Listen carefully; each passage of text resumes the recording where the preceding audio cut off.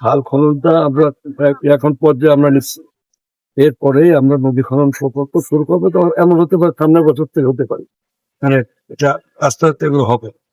আমরা family card, কৃষি card, তারপরে ওই যে ইমাম ইমাম মসজিদ পুরোহিত এদের মাটির বেতন নানা, এবং এবারটা বাজেটে গ্রামকে সবচেয়ে গুরুত্ব দেওয়া হচ্ছে, জনগণের যাতে দুর্ভোগ কমে।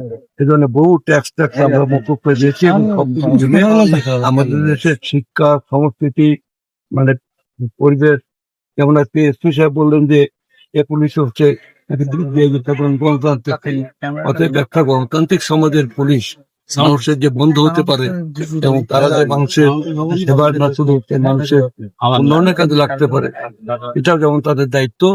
একই সাথে আপনার মানে আইন শৃঙ্খলা পরিস্থিতিকে নিয়ন্ত্রণে রাখা, জেলা প্রশাসন এবং পুলিশ প্রশাসন মিলে যৌথভাবে তারা সে কাজগুলো করবে। সেজন্য যা কিছু করা হবে এটাই দেশের জনগণের মঙ্গলের জন্য, দেশের মঙ্গল।